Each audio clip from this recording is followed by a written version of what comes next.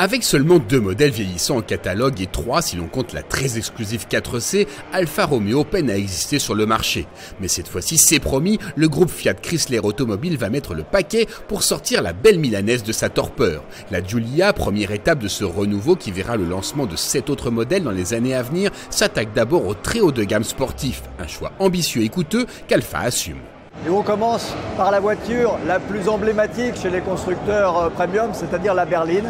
Et en l'occurrence, pour vraiment passer un message très fort, nous présentons d'emblée la voiture la plus puissante, le porte-drapeau de la gamme, c'est-à-dire la version Quadrifoglio. Côté style, le look est musclé, avec un long capot, la vaste calandre Alfa encadrée par des optiques étirées et une malle arrière courte.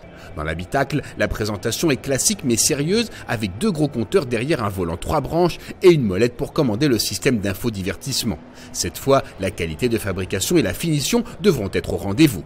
Il faut aller au bout de sa logique en termes de présentation, en termes de technologie, en termes de finition, en termes de fiabilité. Tout ceci fait partie intégrante du programme de relance Alfa Romeo. Les choix techniques en revanche sont à la hauteur. La Giulia, reposant sur une nouvelle plateforme, sera disponible en propulsion ou en transmission intégrale. Alfa Romeo promet même une répartition à 50-50 des masses sur les 2 essieux. Un argument commercial régulièrement mis en avant par BMW. La gamme aura pour locomotive la version Quadrifoglio Verde et là encore Alfa Romeo n'a pas mégoté. Sous son capot gronde en effet un V6 2,9 litres biturbo conçu avec l'aide de Ferrari. C'est un juste retour des choses que de faire appel à Ferrari, puisque Enzo Ferrari a commencé sa carrière automobile chez Alfa Romeo dans les années 20, dans les années 30 ensuite.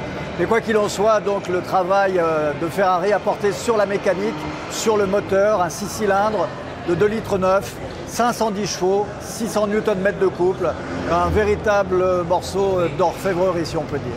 Les performances sont dignes des rivales les plus exigeantes, comme la BMW M3 ou la Mercedes AMG C63S. La Giulia signe ainsi le 0 à 100 km/h en 3 secondes 9, atteint 307 km/h en vitesse de pointe et a établi un chrono record sur le Nürburgring en 7 minutes et 39 secondes. Bien entendu, des versions plus modestes et plus abordables sont prévues en essence comme en diesel. Le tarif de la Giulia Quadrifoglio Verde s'élève à 79 000 € pour la version normale et 94 000 € pour le modèle doté de freins céramiques et de baquets en carbone. Des prix dignes de la concurrence allemande.